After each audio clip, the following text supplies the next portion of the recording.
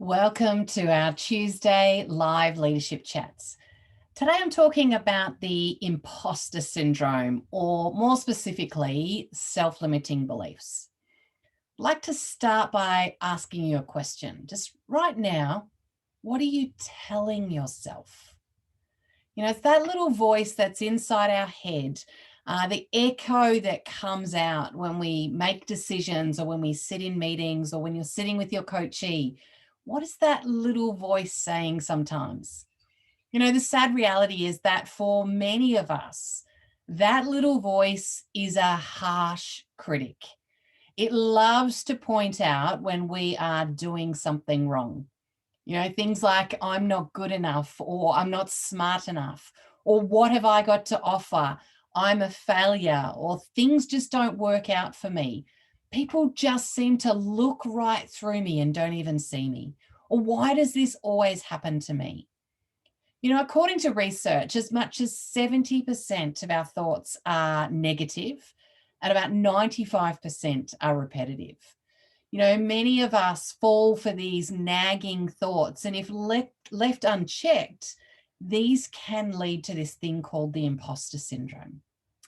My name is Kylie Butler, and I'm a part of Christian Coaching Institute, which is Australia's leading Christian coaching organisation. And we've been coaching and training leaders in coaching for over 10 years now. So today we're going to talk around this idea of self-limiting beliefs. Self-limiting beliefs are pretty much what they sound like, a belief that limit what we believe is possible for ourselves or for others. And what I've found personally is that they are sneaky, slippery little suckers. They sneak up on us when we least expect them to. At least that's what I discovered over this last week. One of the things that I do in order to keep myself growing as a leader and as a coach is get supervision. It's like coaching on my coaching, so that I always ensure that I show up my best for my clients. Well, this last week, as I talked to my supervisor, I was talking through how I'd recognized that I was showing up for a couple of my particular clients in an unhealthy way. These clients are incredible leaders. They are inspiring and they can get some extraordinary things done.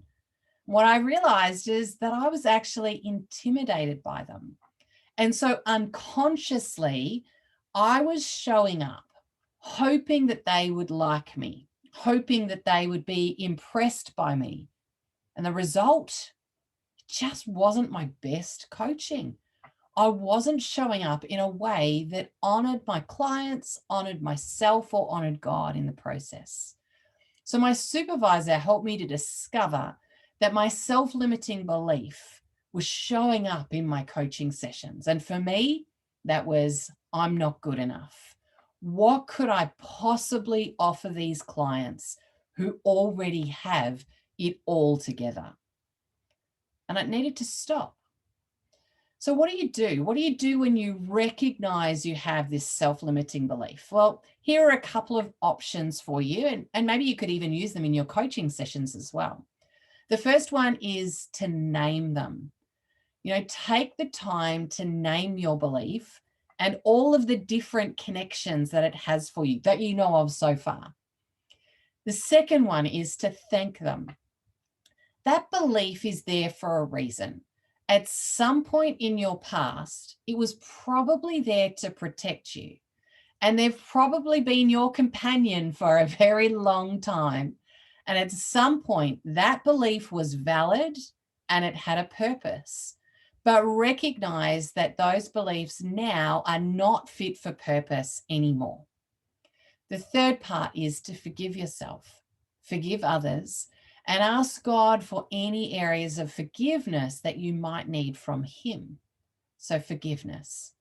And then the fourth area is give yourself permission to move past them. Reframe them if you need to. Choose an alternative phrase or alternative verse to replace that self-limiting belief that is fit for purpose for this season and this time. If you're interested in understanding further around self-limiting beliefs, or particularly how you can help your clients or your coachees move past that, if you want to be able to set some clearer goals, have better conversations with your team, then why not complete our self-paced online coaching course? This one is available all of the time. It starts whenever you want and it never ends. It is a completely self-paced course, and you can decide when to start and when to finish. I'll pop the link just in the details below. So today we talked about the imposter syndrome, but in particularly, more specifically around self-limiting beliefs. You know, that little voice inside our head that echoes and it comes out when we have to make decisions or sit in meetings, or when we're even with our coachees. And being able to think and look at what is that little voice saying? And the sad reality is that for many of us, that voice is a harsh critic that points out the things that we might be doing wrong.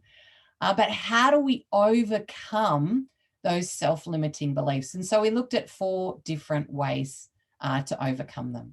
The first one is to name them. Second one was to thank them. Third one was to forgive ourselves, others, and ask God for forgiveness. And the fourth area is to give yourself permission to move past them and reframe them.